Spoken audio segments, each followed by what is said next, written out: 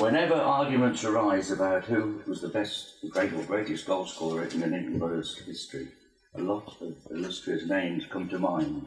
Ken Plant, Ken Satchwell, Tony Richards, Paul Cutler, Tommy Crawley, Paul Culkin, Bob Turpie, Martin Twigger and Bobby Vincent. In the 1973 season, Bob Turpie and Bobby Vincent were scoring goals for fun. They terrorised Southern League defences, and Bobby Vincent was the leading goal scorer in the Southern League Premier Division. Sadly, Turps is no longer with us, and Bobby Vincent retired to live in Spain, but he's back to live in this country again, and he's with us now at Liberty Way to talk to the from town to town team.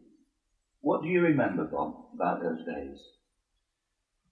Those days was probably the best days that I had as a footballer. Going back to actually playing for the Borough, obviously my first impressions of the club when I turned up was not the best. Training was a little bit of a mixed bag. I got there due to Malcolm Allen asking me to come to the club. The players were all disbanded and they didn't look sort of like they wanted to play. But like everything else, it took one instance in that season that changed the whole season, not only for me, but for the team, for the supporters and the club that night. And didn't go out, because the lads always used to nip out and have a couple of hours together and try and bond. And I stayed in that game, Anyway, when Jeff Coleman came and named the team, guess what? The only person that stayed in was not in the team, and I was sub. But I deserved to be sub because I wasn't doing the business. But anyway, what happened is Flanagan got injured and Jeff said, on you go. And we won that day. We were bottom of the league on the Sunday morning, on Boxing Day, and we got 2 points. And from that day on, the whole complex changed within the club. Training then became what it should be, fun, enjoyment, and the big one was sprinting. We used to end up getting into 2s, 3s and 4s. We all used to sort of stand in front of the stand, waiting for the whistle to go, and we were sprinting, 2, 2, 2. And I was paired with Alan Jones. And if you've ever played against Alan Jones, he's horrible. He's horrible. He pushes, he shoves, he kicks, he does this and everything. And we sprinted for probably 10 sprints up and down. And guess what? I won 1 or maybe 2. Well, I wasn't happy with that. And I bought some spikes. And I put some spikes on. And I beat him 4 times. But then, when we played Dover again, there was a change. I looked good. I looked quicker. The team was buzzing. Everybody was playing for one another. And that's when we went on to unbeat the stretch. And that's when, for me, the confidence was back. And I started scoring goals. Not only that, but I was playing with Turps, I was playing with Briscoe, and we were playing quite well. And everything just seemed to click. For that short period of 6 to 7 months, in that year, it clicked, and that contributed to me scoring lots of goals and becoming the leading goal scorer. But I got 14 at Atherstone. So, you know, they weren't all scored at the Borough. When I went to the Borough from Atherstone, it was the first time that I'd ever been told I wasn't wanted at any club that I'd been at. So that was a bit of a shock, and it was also a bit of a lull in the way I was playing, but it came back, and yeah, they were the best times for me anyway. Obviously, your partnership with Bobby Turpie, with Bob Turpie, is the thing that people talk about. How did it come about? Did you gel immediately? Did you know each other? What were different in style? How did it sort of happen? Everything about Turps, as people know, he got a dry sense of humour, and everything he did was geared to having a laugh and having a joke. Off the park, we were never really close, but we just gelled on the park. He was left-footed, I was right-footed. So consequently, we were sort of away on different parts of the pitch. But watched him speak about me at the Legends evening. He was quite right in what he said. There was lots of times that I didn't know where it was. I mean, I'd always been brought up that you got the ball and you went straight for goal. And it caused a lot of problems for a lot of people. But I remember one game that we played, and we played at Banbury on a night game. And I picked the ball up on our own box. And I ran the full length of the pitch. Went past a couple of players. And I'm getting near the goal. and I'm on my own, and I could hear him shouting. I could hear him screaming, in fact. And I thought, I know what's going to happen here. I can either pass it to Turks, or I can score one of the best goals I've ever scored. I then went to and I usually go around the goalkeeper, and I went round the goalkeeper, but he stopped me and he won the ball. And to be fair, I looked at Turks, and I think if he could have hit me, he would have hit me, because I should have passed it. But that was me, that was my game. And my game was, quickest route to goal and score goals. But me and Turks got on well, and as it went on, we got even better, and we got close, and we sort of gelled more on the park than we did off the park. You came from Atherstone to Nuneaton Borough, didn't you? That's right. I was playing for Atherstone, coming from Enderby, and I was quite happy at Atherstone. It was a step up, a bit more money, and I was quite happy playing with the lads. The lads were, were good players, and I got on well with everybody. But then suddenly I was told that, I was in a part exchange deal with Bob Mackay to swap to Nuneaton. Well, it'd been a long time since I'd been to Nuneaton. Of course, we turned up to play Bedworth when the contract was going to be signed. Then you pick up the paper, and suddenly directors are, are resigning, and this is not happening, they're not happy. And I'm thinking, well, all I wanted is play football. But, once again, as I've said before, sometimes politics overtakes the football. And I ended up going to Bedworth. It was on, it was off, on and off. And all I did was went on the play for others, scored a goal, came off, and then signed for Nuneaton. So it was Bobby Mackay that came. Yeah. You came with Bobby Mackay. At the time, who was manager of the Borough at the time? Jeff Coleman. Jeff Coleman. Now, Jeff was a very, very successful manager. Jeff's record, I think he managed the Borough for 116 matches, and they were unbeaten in 90. He was a local fella, and I think sometimes that didn't go down too well with people. What sort of a manager was I thought, I liked Jeff. He had some funny things in his mind, but as a manager, he was fine.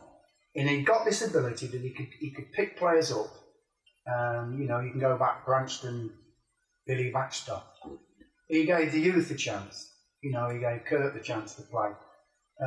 He brought Bob Mackay. But I think with him being, as you say, with him being local, it caused a bit of a problem. But we also had a lot of local players. Dave Lewis, Kirk Stevens. I didn't mention Trevor Peake because he wasn't involved then. But we had Timmy Smith, and then we had the Coventry-based lads. We had the Leicester-based lads. And on a Thursday night, we always used to go out and play the pubs and clubs at darts. That brought the camaraderie and the team spirit together. That's what helped. And of course, I like Jeff. Some of the things that used to go on when he wasn't there was quite funny, because Jeff had this habit of going on the floor and saying, right, you've got to do that, and you've got to do this, and you've got to go there. And then he'd say, right, you've got it, lads. Right, okay. Well, when we played the next game, big Ian Goodwin would be going, right, lads, you do that, and you do this, and he'd be on the knees, and we'd all be sort of laughing and joking, but that's the team spirit. That builds and gradually builds. And there was one instance that we played Chelmsford at home, and we were losing 1-0, and I scored a goal, pulled one back, and I came in at half time. And for some unknown reason, he decided to have a go at me. And I'm looking round thinking, well, it's not just me that's not doing it. But it was Jeff's way, and most managers' way. They tend to pick on the better players, not better players, but the ones who are doing all right compared to the others, to try and lift the other players. And I'd had enough, because I'd got problems. I'd only just come back, and I threw the shirt down. I said, well, that's it, get off. Get somebody else on it to feel it, and I'm not doing the job. And Jeff went, oh, you can't do that. You can't do that. I said, well, I'm doing it. He says, well, players, what's happening? So, in the end, Billy Baxter said to me, pick it up, get out. Talking about Jeff Coleman, Bob, there was one very famous incident when he actually put you on the transfer list. And it brought an outcry. People signed a petition. Can you sort of say from your words what happened there? Yeah, well, what you find is that whenever you play certain teams, there's always a bit of niggling with these teams. Grantham's one, Worcester was another side, Atherstone was another one. Just general, sort of a feeling that you need to beat them because the way it is when you play them. But in saying that, regarding that, I mean, it was Grantham. Billy Baxter scored a great goal. It was in the back of the net. And I just followed the ball in. And if truth be true, today, it would have been a booking or not even that. But the response from the crowd or the supporters, I couldn't believe it. All it was it was a foul, and the goal disallowed. And we then played them in a replay.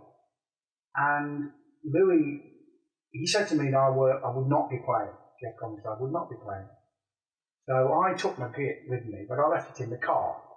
And I got to the ground, got in the dressing room, and I'm sitting there, and he's giving the team that, and I thought, well, And he's gone, you're playing. And I thought, oh no, I've got to go all the way back to my car to get my kit.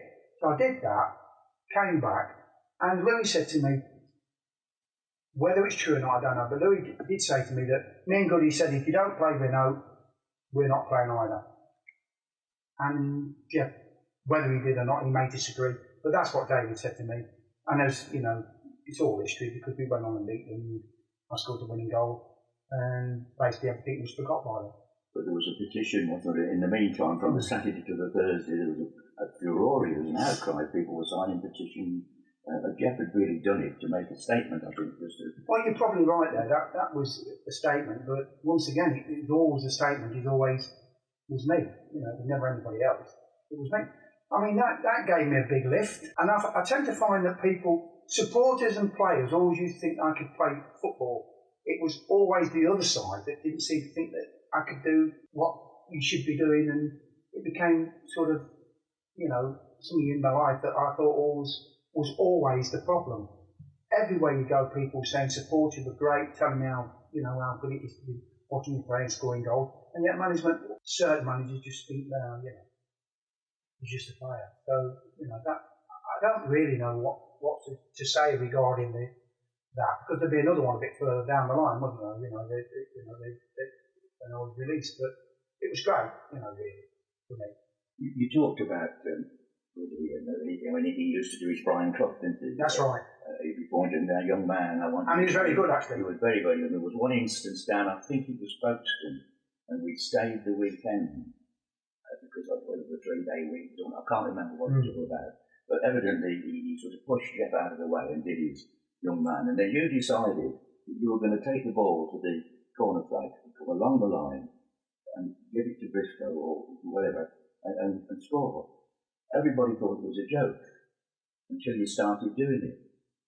Branston was going behind me, and eventually, I think Folkestone was up near the bottom, and the Boro weren't far away. But when the teams came out of the tunnel to the Boro were falling about laughing. You could see the Folkestone people thinking, what the hell is this all about? Then you started taking this ball down the line, and I remember. I can't remember when it was in the match, but you did it, and you played it to Victor Briscoe, stood like this, and he just put it in the back of him. And Terry Brownstone was everybody shouting, for God's sake, for God's sake, great goal. Do you remember that? I remember that because what happened is I come down the line and I just got lost. I just couldn't get rid of it. It was just there, it was there, it was there, it was there, it was there. And then suddenly I just got rid of it. And I think I twisted myself there. I don't know what I was doing, but it worked, and we got a goal. But Terry Branston was fantastic. As a man management, fantastic, because we played many games, and he'd say to me, he'd come and have a go at me, and I'd say, why don't you just off? And he'd go, that's the spirit, that's what I want to see out of you. And that was, once again, everybody was helping out, everybody was doing their bits, and that's camaraderie. It was fantastic. And that's why we were very hard side to beat, because we wouldn't give up. You had players like Dave Lewis and Goodwin bringing steel into the middle. I mean, Dave was, how would you rate Dave as a captain? Over my years, I've always played with teams, and the captain has always been somebody that you look at and respect. I mean, I could never be a captain because nobody's ever listened to me, but Dave, he was magnificent. Dave was probably one of the best captains that I've played under. He was good. And he just got the respect of everybody who was playing with. And he could play as well. And he'd also got a good sense of humour. I mean, I can tell you certain stories about Dave Lewis when we played Burton in the midfield, in the Midland Cup. And he was playing against Story Moor. and Storymore pushed one past him and left Dave for dead. And I thought, oh, he can move, can't he? And it swung out about 5 minutes later, and he just walked past him and he went, here, and he said, I would hate to have played you against you when you were fit. And he went, yeah, he said, I've slowed down a little bit. We played Wimbledon, and the lad who played in the middle of the park, the manager, I can't think of his name now, Dave Bassett. I mean, he was rabbiting all game, and Louis just walked past him and went, can't you shut? He said, you do more moaning than my missus. And then he went off, and that was Dave. But once he was playing, he switched on, and when he got off the park, he switched off. And he was a great player. I remember Brendan as well was telling me a story about you when he came for a trial match. I think Stan Bennett, said that he'd come along. Was Brendan playing for Brighton? I'm not sure. No, he'd be at Burton, wouldn't he? But he came anyhow, and he said he had a good game. He said, and afterwards he went down the social club, and there was this fella standing there with a moustache, and he said he turned around to me and said, "There's only one legend of this place." He said, and that was my introduction to the borough. He said it was Vinno. I don't think that's true, but you know, he's made it up. Brendan's really well known for telling stories. Is Brendan. I think that one of the stories I must tell you is that when we were playing at the Borough, I mean, I always used to room with Billy Baxter. You can believe that. But Billy Baxter was, and up till then, I'd never had a coaching. I'd had no coaching or anything. I just went out and played football as most people did in those days. But I'm lying at night, and Billy had the fag on, smoking away. And we were talking, and by the time he'd done his team talk and told me what I was doing wrong and what I should be doing, I didn't want breakfast. I just wanted to go out and have a game of football because I was so pumped up. And Billy just used to sort of get me doing the right things. He used to say to me, well, why do you do all your tricks on the halfway line? Because if I'm marking you, I'm not breaking into a sweat. Why don't you just move another 20 yards further towards the penalty box, and then when you do your turns and do your bits and pieces, you'll score goals because you can shoot. And I did that. And to be fair, that's another reason why the goals started to flow, because I was doing all the work in the right areas, whereas before I was doing the work in the wrong areas. I looked good, it looked great to support it, but it was not contributing anything to the team. Bill was a great influence on you. Wasn't he, Bill Baxter? Even by example, if he didn't speak on anybody, he was the sort of man who he had this quiet sort of confidence about him, and he didn't say a lot, though, did he? Bill his presence. Yeah, that's the word you're looking for, presence. Mm-hmm. And he was Bill Baxter. He'd played for Ipswich. He'd been on the Bobby Robson. He could tell you a few stories that went on. But everybody respected Bill, and he was a good player. I mean, well, he must have been because he was in the league for so many years. But he was once again presence. Presence is the word you're looking for. At the moment, the Borough are struggling sadly, but when you were playing, the crowds of 2,000 to 3,000, it was common. It was like they were exciting times. What was it like? Did Manor Park have its own sort of special atmosphere for you? Yeah, I mean, to actually be playing and kicking into the Cock and Bear end was special. I don't think there's any other club at that level that you could probably. Tamworth was probably another one where there was some generated atmosphere, but the place was rocking and buzzing because we were playing well, we were winning, we were playing good football, we were scoring goals from all over the park, and the supporters were enjoying themselves. And that's what the supporters come to do. They come to watch a game of football. All right, they have the special people who they like and they get on well, and they have their heroes and people like that. But we were winning, and as a team, we were buzzing, and that's really why it was some place to play. And I'm glad I played at that time. So one of Turp's favourite expressions was that he dropped his shoulder and sent the Cock and Bear end the wrong way. Is that what Turp says? He used to love to say that. I thought that was mine. Well, he must have mine. Well, he obviously pinches off you, but yeah. Sadly he can't. I was very disappointed that they actually took that stand away from the left-hand side, just in front of the clubhouse, because that used to get a little bit of a fair few people standing there. It used to give a nice atmosphere there, and they took it away. I think that's when I must have dropped the shoulder, and that's when he must have gone into the clubhouse at half time. Were you aware when you were scoring all these goals of any interest in league clubs? I'll tell you for why. I understand that Bill McGarry, the Wolves manager, offered £30,000 Or did you ever know anything like that or anything? No.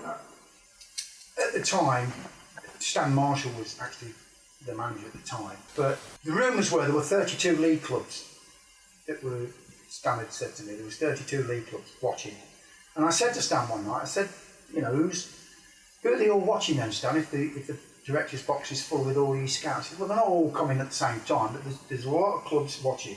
And I said, well, must be watching Kirk. And he went, no. He says, because Kirk is one of them, but the main one is you. And I just said, well, I'm not quick enough anyway for that, to go back in the league, or to go into the league. And he said, well, I can't believe what you're saying. He says, it's your ability to turn defenders. But that was really the only time I'd heard anything. You know, I wasn't really interested anyway. I was on the roller coaster with all the other players. We just went out to play. Going football league would have been nice, but Joey Owen said to me when we played Telford, he was talking about football, and he said, oh, the Port Vale guy came over to me, because I knew him from when I was up with Telford, and he said that he was interested in taking Turpie. And Joey said, well, Terps has been in once. He said, the big fella's the one you want. And he said, the first thing he said was, how much is he getting paid? And he said, well, he's getting paid at the Borough. He's got a job working, and he's repping, and he's got a car. And Joey came over and said to me that straight away he'd already suffered. There's no money. You're not going to go leave Telford to go to Port Vale, because the money wasn't going to be there. And that was probably another reason. But there was lots of little things that came on that you think, well, maybe somebody's going to be interested. But he wasn't the biggest thing. He wasn't a turner for me anyway. He never bothered you at all? He didn't bother me at all. I mean, I had it as early as Atherstone. We played at Atherstone. When I was playing for Atherstone, we played at Dartford. Graham Carr. And Graham Carr had been kicking me around all game. And I just about had enough. And I was just about to clock him. And the whistle went, oh, well, I tell you what, son, you're the best centre forward I've played this year. And that was with Atherstone. And we played Kettering 2 weeks before. And Ron Atkinson was saying, well, you know, you should be playing for us, not for them. And I thought, oh, that'd be great. But then we played Yeovil about a month later. I was speaking to John Brown, who was with Burton, and I said, oh, how are you doing? And he said, well, I had Ron Atkinson telling me I'm the best player in the league. And I thought, well, he said that to me, and he says, apparently he tells everybody that, because that's how he was. So there were just a few instances, you know. You mentioned earlier about Alex Ferguson. A lot of people might not be aware of the fact that when the Borough played those 2 pre-season matches at East Stirling and Albion Rovers in Scotland, the East Stirling match was the very first match that Alex Ferguson ever managed, that the team ever managed against the Borough. Evidently, he'd only got about 5 players, he hadn't got a goalkeeper. And you actually flew up to that match. That's right. You didn't go for the weekend when we went, you flew up and did you score? Yeah. So you actually scored a goal in the first match against... Yeah, I think that was the one I scored against. I was still a bit disappointed he didn't make an approach for me, but I think I could have done well for Man United. But yeah, I scored that day, I'm sure I did. And I think Turpie got 2 in the first game as well, when I wasn't there, but I scored in that game, I'm sure I did. But see, I must have gone in those days, you had to knock on the door and get the team changes from the opposition. Yeah. So I must have knocked on the door and said, excuse me, this young Scotsman must have come and given me... I had no idea until a few years later, somebody sent a programme into the Nuneaton News, and there it had got East Stirling, manager Alex that's Ferguson. right. Well, obviously we wouldn't have been aware of. Well, we weren't aware of that, were we? I mean, it was all about the team. Going back to Atherstone, were you surprised and disappointed that Atherstone let you go? I mean, you were scoring goals for them. I got 14 goals for them. I don't know. I mean, Gil Merritt came in as manager, and like all managers, he probably thought that Barry Franklin would do a better job for his team rather than me. So I didn't get much chance of it. I was just transferred and away I went. And that was it. End of. Now we can't obviously talk to you without mentioning that November day in 1974 when you were going home. You and Bobby McCarthy were in the car along the Narborough Road, I think it was, and you were boarding an accident. That's right. And obviously you fractured your thigh, didn't you? Yes, that's right. Okay, we came to see you in hospital, in South and Ken and all that, but that must have been a real sort of terrible time for you, because there you were at the top of your career in non-league football, and all of a sudden a car accident and you're in hospital bed on traction. Well, the funny thing about that was that I was supposed to go out with the wife that night, and I would made arrangements that I would stay, because we always stayed for a beer afterwards, and I made arrangements to pick her up about 8 o'clock, and so I was going to stay at the club till probably 7 o'clock, quarter past 7 after the game, and Bob Mackay says, come on, we've got to go, I'm going out, and I went, oh, wow, hold on a minute, Bob, no, we're going, we've got to go, so I left early, which, but then again I could have gone late and still had an accident somewhere else, but that was the reason why we left, or I was in that position at that time, because Bob Mackay wanted to go early. And I found out later that the car was in such a mess that my brother drove by and said to his wife Sue that that was a bad one there, and he didn't realise it was me that was in the car. But yeah, it was a shock, but having gone on the way things have gone in my life at the moment, re that accident, I came back, I played, and I was quite happy. And if I'd have gone full-time football, I probably wouldn't have been able to do the things that I've done since I've retired, so it was all down to being in the wrong place at the wrong time. Do you think that accident affected your career that much? Do you think you'll ever the same player again? Yeah. I came back, but it's obviously I've lost the pace, and that's what you need. I needed the pace. It happened, and I can't change it. And at the time, I was not that bothered about going into full because it was dragging on. If somebody just said, "Right, you're off, I'm going," I'd have gone.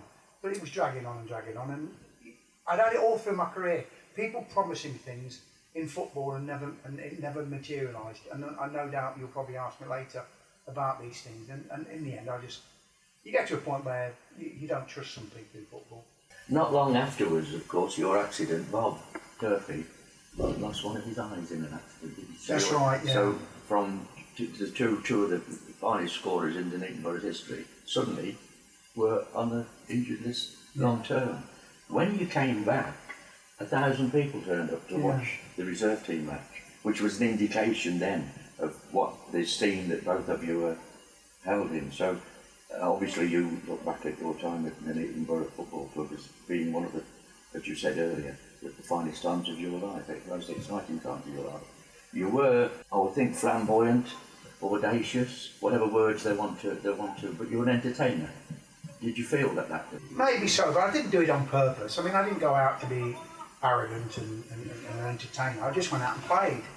And I just happened to have the tools around me, which was the team that enabled me to do that. And fortunately, I played with two good players up front. Bob Turpie obviously was a bit special. And of course, young Briscoe was the outlet that, sometimes would frustrate, but he produced a lot of the crosses and build-up play that enabled me and Turpie to score the goals. You played in the Anglo-Italian tournament. I've got a special memory of the Anglo-Italian tournament because I've never been able to swim, and we were in Sicily. You actually threw me in the sea, and Bob Knight pulled me out, and I always think it was the best save that he ever made in his life. What memories did you have of this Anglo? Because it was a big thing in those days. Well, I couldn't go on the first one, although I wanted to, but the guy I worked for at the time wouldn't let me go, but I didn't push it, so we went the second time, and it was good fun. The football, the stadiums were nice, and I can remember walking into this, I think it was Reggiano we played, was it Reggiano? And we went into the dressing room, and I thought I must go to the toilet, and I walked in, and there was just holes in the ground, and I thought, and you actually came out the dressing room, and you went under the ground and came out behind a big wire netting. And it was the fact that when they got beat, the supporters used to throw things at them. I was with you. We walked behind the goal, and when we looked up, we saw the moon. That's right. Yeah. Because we come out of this pit at the bottom of the behind the goals, wasn't there? Of course, netting all the way around.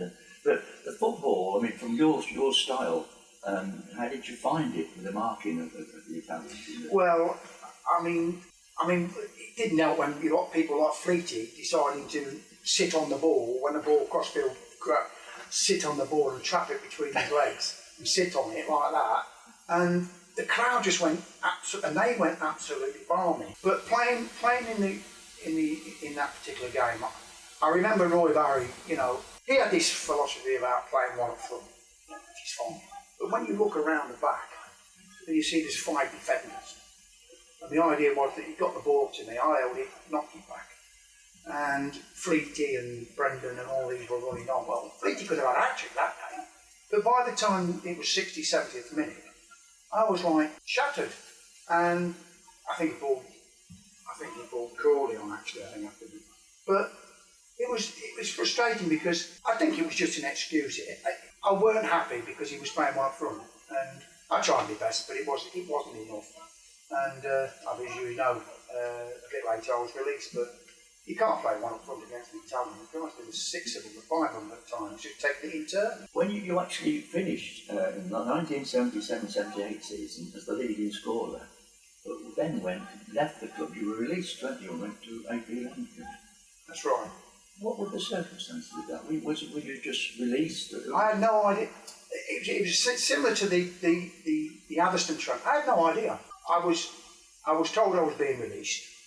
There was a bit of a supporters sort of coming together, sort of say they weren't happy. But for me, I didn't know what was going on. You got different managers. You got Ian McKechnie who came in. You had Roy Barry came in. Stan Bennett had just left, and it was like 3 or 4 managers. Well, everybody's got a different opinion. And for me, I couldn't understand that they'd let me go, really, because I'd scored the leading goal scorer. And as I said, when I went to Leamington, I continued that for 2 seasons. And the only person that ever beat me in goals for the club was Duncan Gardner. You came back to the Borough, didn't you? Yes, I did. And were you a manager for a while? Well, Dave Lewis asked me to go and help him run the reserves, but in the meantime, Graham Card asked me to come to Kettering, which I wanted to, but by that time I'd set up my business. And he also asked me if I wanted to run the reserves at Northampton on a part-time basis on a Wednesday afternoon. And I turned that one down because I knew I couldn't commit because of the job. And the thing for me was that I came back to the Borough, I worked with the Borough, and then I'd not had enough, but it was going nowhere. It just seemed as though I was just there for the sake of being there.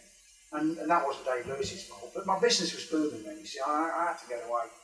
But then, you see, I got another phone call about a year later, I think, or 2 years later, from Kirk, and he asked me to come and be his number 2, and I thought, well, that's a great, because I'd already been doing a bit of coaching in the local area, and I thought, well, I'll give that a shout. So I came, and I was really looking forward to that. But then you see, once again, as I said earlier to the guys, politics takes over. It was always politics, Kirk had gone away and people were, sort of trying to vie for his position and that. And then in the end, Kirk simmered himself, just said, enough's enough, I've got a business to run. And I rang Ken Peel, and I said to Ken Peel, well, I'll resign with Kirk. And he said, no, you can't do that, you can't do that. And we all know who was after the job, and we all know who was chasing. I shan't mention any names. And I got on the bus, and he sat there, and I thought, I can't believe this. I just felt like walking off the bus. It's the one regret that I had, that I would love to have managed the Borough. I don't think I was good enough to do it, but it would have been nice to have, been asked to do it. I ran it for one day, I think. One day I was manager. I'm the shortest serving manager in the league, I think. One day. So your best football manager, but the memories are of Nuneaton Borough? Oh, definitely, without a shadow of a doubt. One of the memories I can remember is when you're playing well and everybody's sort of saying, well done, Vino, good, well done, well played, well. And there used to be an old guy, always used to be by the stand, Percy his name was. And every time we went by him, he'd go, well played, Vino, well done.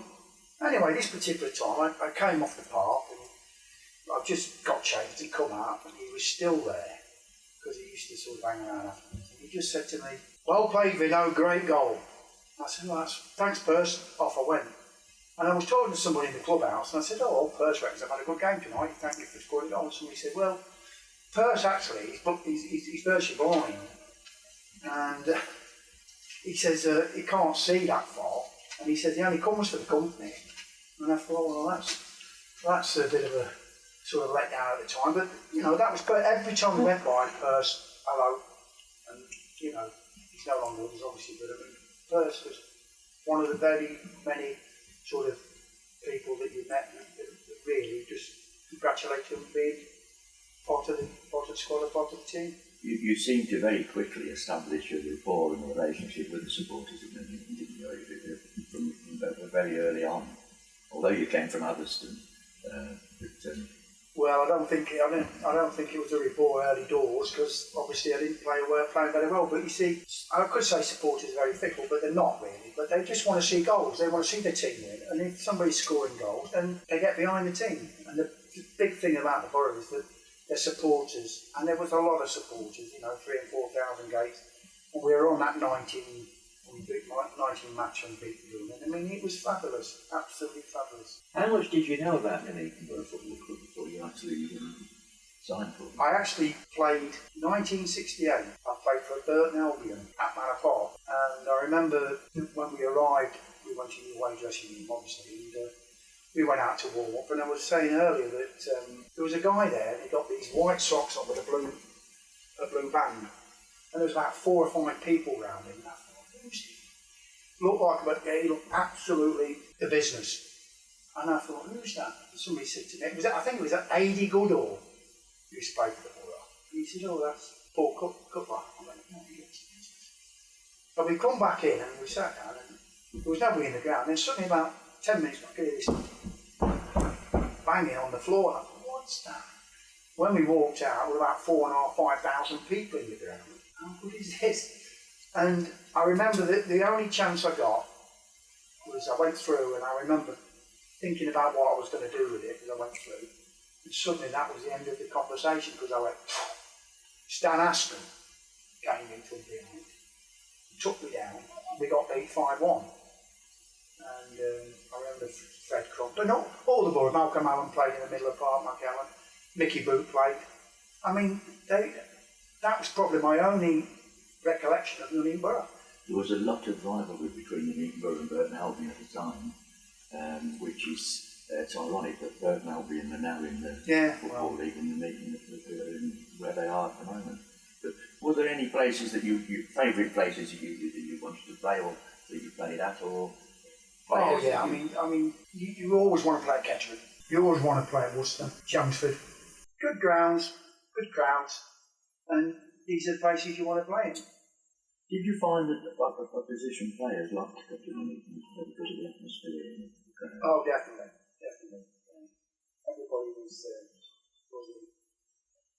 I mean, funny enough, I was talking to Neil Merrick when they came to our place, and I think we beat them 3-0 on the day, or 4-0, whatever it was. After the game, he'd actually gone into the boardroom to sign for Bournemouth. And I remember Dan Marshall coming over and saying to me, I can't believe they're signing him and not you, because you're just running ragged. And I just said, well, that's how it goes. And then about 2-3 years later, I was playing at Maidstone, and he's playing, and we're having a chat, because something had gone on, there was in a corner, or there'd been something. He was talking to me, he said, oh, you big fella, all right, hey, Benno, how you doing? I said, oh, fine, Neil, not so bad. He said, you know something? He says, when I played at the Borough, you were on fire that day. He says, and I couldn't believe that I chose that day, or that day, Bournemouth had chose that day to come down and sign me. He said, but I was convinced that they would have rather signed you than me. And I went, well, yeah, I could have thought that as well. You mentioned a couple of times Stan Marshall. Stan was a bit of a father figure to everybody, wasn't he? Yes. In fact, Turpie used to call him pitching it because he was always talking about the war. And when we went over Tower Bridge, we had to salute the... Yeah, Turpie had a word for everybody. I like Stan. Stan was okay. Stan, you could talk to Stan. He never went anywhere. That was the important thing about Stan. Where you could talk to certain people, and it was kept as a secret. So I like Stan. Because there's certain people that influence you, and is there any particular person that's influenced you, or any group of people that have influenced your career you can go for years? Well, up till I joined the Borough, I hadn't really had a career. Right? It was just a matter of playing for football teams and going out and playing. Because in them days there was no coaching. There was nothing to sort of encourage you to do this or do that. I mean, you just went out and played football. And I think a lot of people, unless you're in a pro game, but even then I didn't think they were doing that much coaching in the days. But, it was just how it is at the time. So the people that you've mentioned, you mentioned Stan Marshall, you mentioned Dave Lewis, Ian Goodwin, Bill Baxter, Terry Branston, all those people are all part and parcel of that career that you were with. Yeah, I mean, they were the sort of players that actually had come on and been I mean, I always respected the players that played in the Football League because, you know, these two were, Billy Baxter and Branston were there. I mean, Dee Barber was another one. I mean, he played, and he was another player that you could respect. But, you know, at that time there was a lot of players coming through. I mean, Kirk was one of them. I mean, my first time I ever saw Kirk or met Kirk, I pulled up to train, and there's a Triumph Stag there, and he gets out the car with his blonde hair, and I thought, God, this must be some club. He's drawing the Triumph Stag, and he's only, I think he was 18 at the time. That was the impression that I got. But what a player! What a player! I think we were fortunate in those days because a lot of top players, Football League players, came into non-league because they weren't earning the money that they're earning now, so they couldn't retire. And they used to come and play. I mean, John Charles and John Samuels, Jimmy Greaves played. So you could go to a team, and more often than not, there'd be a couple of ex-league players in the side. And you also you knew the other people, didn't you? That every club, every team would have 3 or 4 people that you were, before the match kicked off, you'd be aware of. Well, that's right, yeah. Whereas now it tends to be a bit bland to a certain. Well, I think in them days, the back four always used to be the same. You know, whoever you played against, the Hannibal's and these sort of people at the back, and the Suddocks and Ashby, always the same. You see, it's different now. You know, they move about. Money, no loyalty. But in them days, wherever you went, it was the same. It was the same back four. And you played against these people, and you got the respect. They're always asking you things. They always used to ask. The first thing they asked was, "What's the wages like?" That's the first thing. Well, nobody asking me because I went on nothing. I mean, I was on peanuts. And you talk about wages. I mean, I was on 18 quid a week. I mean, it's laughable now. You know, in today's game. I mean, 18 pounds. Yeah, as I was saying, Billy Baxter. I'm rooming with Billy one night, and he's talking to me about how well I'm playing, what I'm doing, and how good I am, and all this. And he's got the fag on, and he's having a puff. And he says to me, "What money are you on?" I said, "Well, I'm on 13 quid a week, 15 quid a week." And he went, "How much?" And I said, 15 quid a week. He says, "Transfer. Ask for a transfer. Tell them you want this. Tell them you want that. And if they won't give it you, leave. Transfer." So I've gone home after we paid the mat and wrote this transfer request down. I'll give it to Jeff Collins. You know, that's really Jeff. And I was running down, and Billy said to me, "Hey, you done it?" I said, "I've done it, Bill, yeah, no problem." All of a sudden I heard this, "Vincent!" So, office. So I've gone into the office. He says, "What's this?"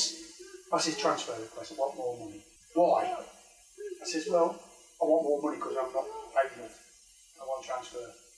He says, "Who's told you this?" I says, "Nobody, it's all right with mine. I've done it all myself." So we agreed that we'd got a little bit extra in the money and got a little bit of a signing on thing. And I've gone back out, and Billy says, "Are you done?" I said, "Yeah." He says, "What you get?" I told him. He went, "Not enough." "Not enough. Get back in." I went, "No, Bill, I'm happy with that." And that was it. And that was Billy Baxter. And that was the only reason why I'd gone in. I mean, probably he didn't know that I actually asked for a transfer, but that was only through Billy. We've talked a lot about the players that you've played with over the years at the Boro and the great characters. Who were, to your mind, the characters that stand out? I mean, Dave Lewis comes to mind. He used to entertain everybody on the bus singing, what was it, 3 Wheels on My Wagon? Yeah, I mean, on the bus, I mean, I can remember we stopped somewhere down off the motorway in London somewhere, and Brian had pulled up in a bus, and they were stopping at the same hotel as we were. And our bus had got tables at the back, it got tables at the front, it got televisions on. And to be honest, I felt quite embarrassed when I got off the bus because I've walked past the Brighton bus and all it was just a bus, you know, and I thought, well, you know, look at our bus compared to their bus, and they were full time. It was a Joe Lloyd bus. I mean, I think you've been on it many times. Oh, lots of times. Joe Lloyd, yeah. Executive coach. And that was just something. I mean, singing, and we had a joke and a laugh on the way back. But it was like when I was at Leamington. We played at Leamington, or I was with Leamington at the time, and we're coming back, and we just got, when they split the league, you had to sort of win. They take 1 year, and then they took the next year. combine them together points, and if you got enough, you won in the Premier Division. And we were doing that, and Jimmy Knox kept saying, we'll stop for a week. So we just beat Wiltshire, and we pulled it apart when he'd gone in and he'd done it. And then he'd 5 minutes, then we got another half an hour, I don't know, and he popped in again, and Mickey Booth says, what's going on here? So we all jumped out the bus, and he was in the lounge, and he was having a pint of Guinness. So we all went in the other one, and we all ordered a drink, and he'd gone back on the bus not knowing, and he didn't know where the players were. And do you know what he did? Came out and said, well done lads, enjoyed that. He says, but you're all fined a week's wages. Jimmy Knox was always mentioned whenever there was a vacancy for the manager of the borough. It was always Jimmy Knox, his name was always on the list. Yeah, Jimmy Knox. But he never ever, whether he didn't want to or whether the club never wanted to. Jim was a good manager, a very good manager, and he got the best out of players that obviously other clubs released. What Jim's big problem was, and his football knowledge was immense, but he always had a problem to communicate it over. His brother Jimmy, Archie, was Man United, wasn't he? So his knowledge of the game was immense. But we were playing Altrincham one day, and there's 2 stories I'd like to bring up, because we were playing Altrincham, and they got the non-league England side forward line, and they were 3-0 up at half time, or 4-0. So we've come in at half time, everybody's heads down, nobody's looking at anybody, and he starts in one of his sort of movements, and he's like telling everybody, and he put his hand, punched the wall, and he went straight through to the dressing room in the other one. So we've come out after the game, or after half time, and they're all saying, what's going on there? We were listening to your team talk. And Jimmy put his, and after the game he'd come in and he'd gone, not happy lads, 4-1, 5-1. Nobody said that. He's got the wages, and we used to have a table in the middle, and he's got these wages, he's gone, if you think you're good enough, pick them up. Because I'm going out, I would expect nobody to pick them up. As soon as that door went, everybody was picking the wages up. And that was Jimmy, but as a manager, great. And he got the best out of the players. How many managers did you play under at the borough? I started with Jeff Conlon. Then we had the goalkeeper, Ian McKechnie. 2 weeks. Then we had Stan Bennett. Then after Stan Bennett we had Roy Barry. But in between times Stan was like jumping from one job to another. So that was it. And really, if I was really truthful, I like Jeff Conlon, because Jeff gave me the break, gave me the chance to play, but the rest, football was changing, managers are only interested in one thing themselves, they're using clubs as a stepping stone.